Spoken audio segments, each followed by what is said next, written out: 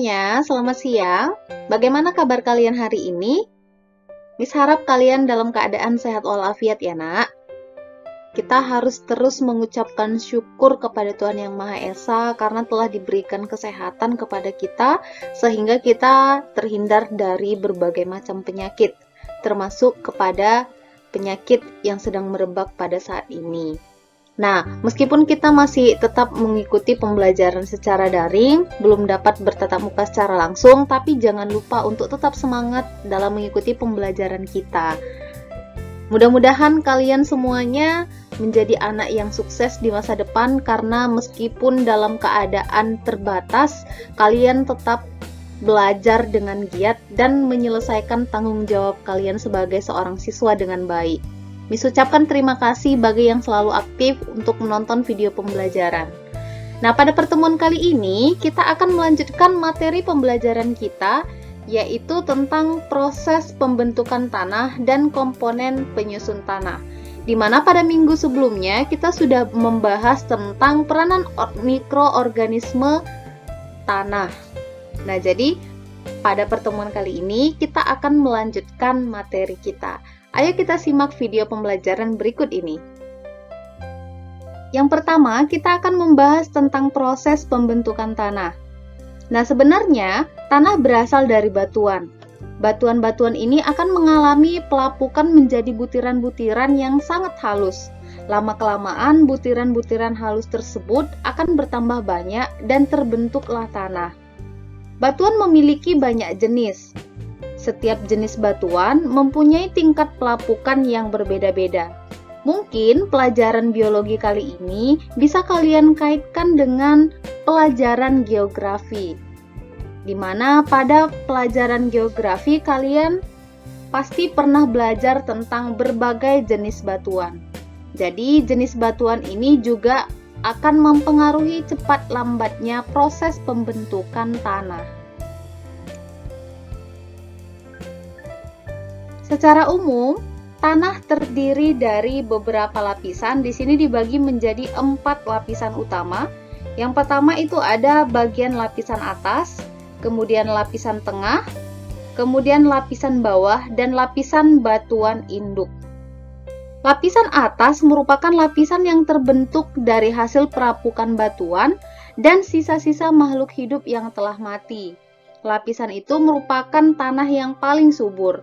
Nah, tanah ini biasanya berwarna hitam dan lebih gelap dibandingkan dengan bagian tanah yang lainnya. Dapat kalian perhatikan pada bagian gambar di sebelah kiri layar. Nah, di sini terlihat warna lapisan tanah yang paling atas adalah yang paling gelap. Dan ini merupakan lapisan yang paling subur. Bagian yang kedua yaitu lapisan tengah. Lapisan tengah terbentuk dari campuran antara hasil pelapukan batuan dan air. Lapisan tersebut terbentuk karena sebagian bahan lapisan atas terbawa oleh air dan mengendap. Lapisan ini biasa disebut dengan tanah liat. Tanah pada lapisan ini kurang subur dan mempunyai warna yang lebih terang. Jadi kita lihat di sini walaupun sama-sama agak kehitaman di bagian gambarnya, tapi lebih gelap yang berada di lapisan atas. Jadi pada bagian lapisan tengah ini dia bercampur dengan air, ya. Jadi dia yang hitam-hitamnya ini merupakan bagian dari lapisan atas yang terbawa oleh air sehingga masuk ke bagian lapisan tengah. Nah, biasanya jenis tanahnya di bagian lapisan tengah ini adalah jenis tanah liat. Lapisan yang ketiga yaitu lapisan bawah. Lapisan bawah merupakan lapisan yang terdiri atas bongkahan-bongkahan batu. Di sela-sela bongkahan terdapat hasil pelapukan batuan. Jadi masih ada batu yang belum melapuk secara sempurna. Lapisan ini disebut lapisan tanah asli karena tidak tercampur dengan hasil pelapukan dari batuan lain. Biasanya lapisan tanah ini warnanya sama dengan warna batuan asalnya. Jadi kita lihat di sini, lapisan bawah ini memiliki warna yang hampir sama dengan lapisan batuan yang ada di bawahnya. Ini adalah lapisan batuan asalnya. Jadi di sini belum seluruhnya batuannya melapuk secara sempurna. Masih ada bongkahan-bongkahan batunya. Dan dia tidak tercampur dengan hasil pelapukan dari makhluk hidup yang berada di lapisan atas tadi. Kalau tadi lapisan tengah, dia sudah bercampur dengan pelapukan yang terdapat di lapisan atas. Kalau lapisan bawah, dia tidak tercampur dengan hasil pelapukan di lapisan atas, tetapi dia hanya merupakan bagian dari lapisan batuan asalnya, tetapi belum melapuk secara sempurna, masih ada bongkahan-bongkahannya. Nah, kemudian yang ada di bawahnya ini merupakan lapisan batuan induk, di mana pada lapisan batuan induk ini masih berupa bebatuan yang padat dan belum mengalami pelapukan sama sekali. Inilah dia yang disebut dengan batuan asalnya. Nah, jadi ini adalah lapisan-lapisan yang terdapat pada tanah. Biasanya lapisan yang banyak dihuni oleh makhluk hidup adalah lapisan atas, karena pada lapisan atas ini masih masuk oksigen, kemudian unsur haranya tinggi. Nah, jadi dapat menjadi habitat makhluk hidup tertentu seperti cacing tanah, bakteri, protozoa, dan lain sebagainya. Nah, bagaimana proses pembentukan tanah? Secara umum, pembentukan tanah ini tadi dibagi menjadi 4 tahap. Tahap yang pertama yaitu batuan yang tersingkap ke permukaan bumi akan berinteraksi secara langsung dengan atmosfer dan hidrosfer. Nah, pada tahap ini, lingkungan memberi pengaruh terhadap kondisi fisik. Berinteraksinya batuan dengan atmosfer dan hidrosfer memicu terjadinya pelapukan secara kimiawi. Gambarnya dapat kita lihat di bagian sebelah kanan layar. Nah, di sini ada terlihat batuan, di mana pada bagian atas batuan ini akan berhubungan langsung dengan atmosfer, dengan udara, kemudian berhubungan langsung dengan air, berhubungan langsung dengan matahari, sehingga akan terjadi proses pelapukan secara kimiawi karena bereaksi dengan zat-zat yang ada di atmosfer ini tadi, bereaksi dengan udara, bereaksi dengan air, bereaksi dengan cahaya matahari, sehingga terjadilah proses pelapukan secara kimiawi. Nah, selanjutnya proses yang kedua, setelah mengalami pelapukan, bagian batuan yang lapuk akan menjadi lunak. Lalu air masuk ke dalam batuan sehingga terjadi pelapukan lebih mendalam. Nah, pada tahap ini, di lapisan permukaan batuan telah ditumbuhi oleh calon makhluk hidup. Nah, kita lihat di sini, Nak. Kalau di sini tadi ada bagian D. Nah, bagian D ini merupakan lapisan tanah yang paling bawah tadi, yaitu batuan asal. Nah, pada tahap kedua sudah mulai pembentukan bagian C. Ya, sudah mulai pembentukan bagian C. Nah, di mana bagian C ini merupakan pelapukan dari batuan asal, tetapi dia belum melapuk secara sempurna. Masih ada bongkahan-bongkahan batunya. Meskipun begitu, tetapi air sudah dapat masuk ke sela-selanya, sela-sela pelapukan ini tadi, sehingga proses pelapukan akan terjadi secara lebih mendalam lagi dan sudah mulai ditumbuhi oleh calon makhluk hidup. Selanjutnya, proses yang ketiga. Pada tahap ketiga, batuan mulai ditumbuhi oleh tumbuhan perintis. Nah, tumbuhan perintis itu seperti paku-pakuan, lumut, dan lain sebagainya. Itu merupakan tumbuhan perintis, ya. Jadi tidak langsung tumbuhan yang berbiji, langsung tumbuh mangga, padi, tidak seperti itu. Tumbuhan perintis terlebih dahulu, seperti lumut dan paku-pakuan. Nah, akar tumbuhan tersebut akan membentuk rekahan di lapisan batuan yang ditumbuhinya. Nah, disinilah terjadi pelapukan biologis. Sama seperti ketika kalian melihat batuan yang ditumbuhi oleh lumut, maka lama-kelamaan batuan tersebut akan mengalami pelapukan. karena berinteraksi dengan tumbuhan yang tumbuh di atasnya.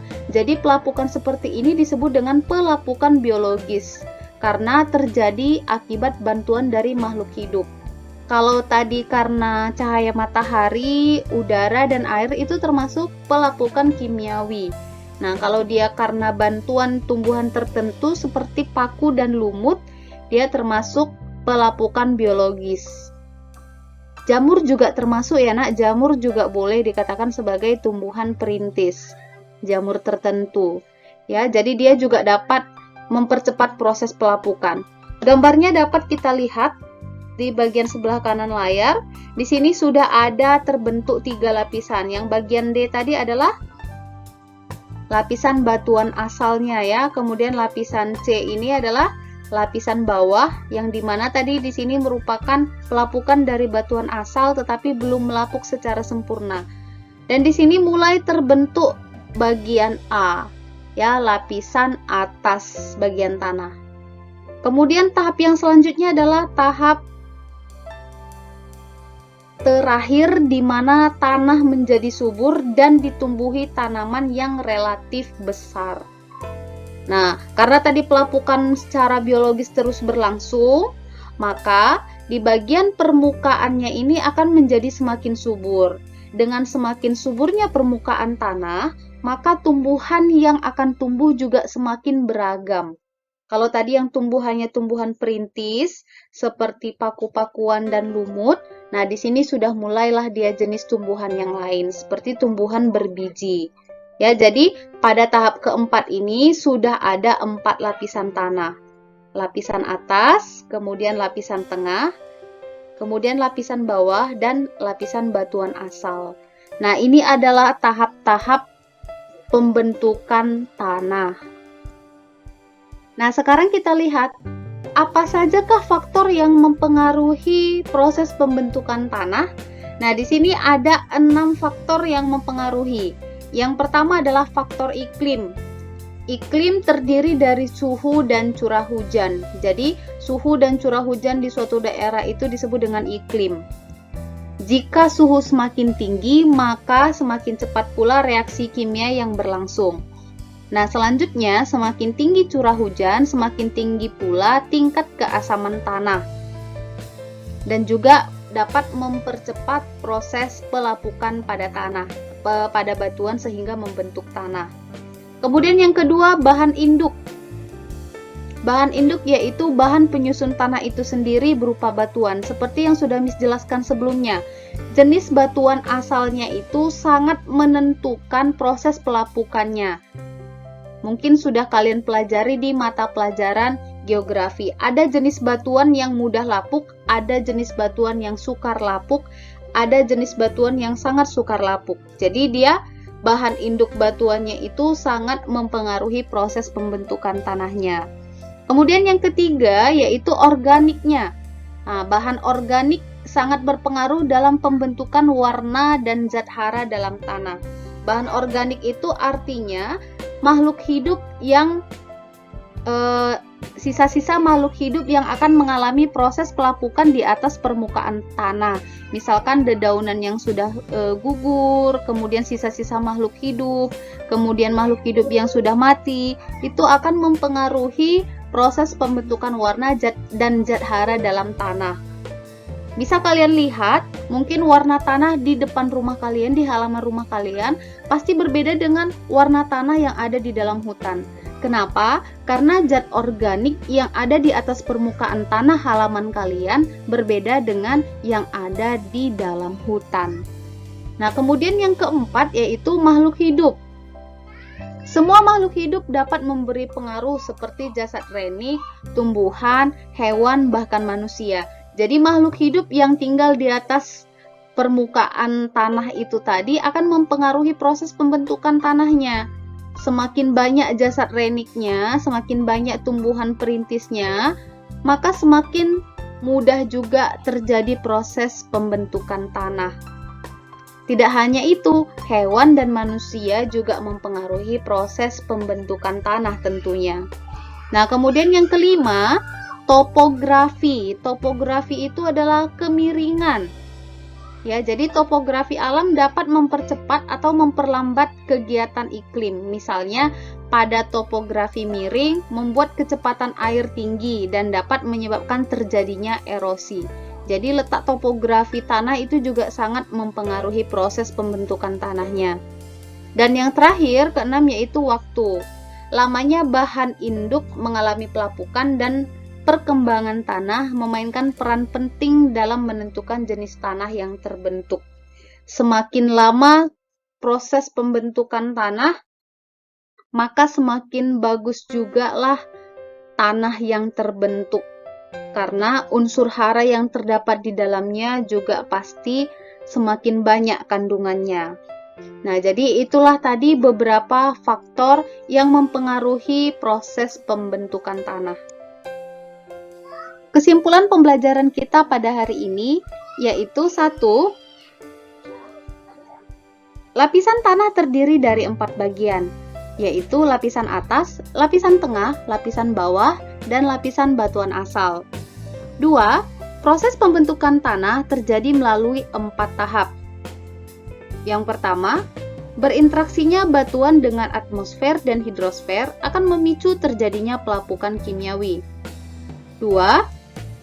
Bagian batuan yang lapuk akan menjadi lunak, sehingga air dapat masuk ke dalam batuan, dan proses pelapukan akan semakin mendalam.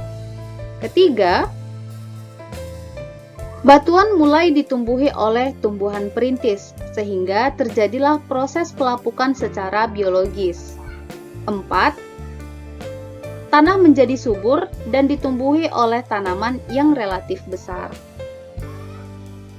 Kesimpulan yang ketiga, faktor yang mempengaruhi pembentukan tanah terdiri dari iklim, bahan induk, bahan organik, makhluk hidup, topografi, dan waktu. Nah, demikianlah pembelajaran kita pada pertemuan kali ini. Mudah-mudahan apa yang disampaikan dapat kalian pahami. Jangan lupa bertanya melalui kolom komentar apabila ada materi yang kurang jelas atau yang belum kalian pahami. Terima kasih telah menonton video pembelajaran kali ini. Sampai jumpa di pertemuan berikutnya.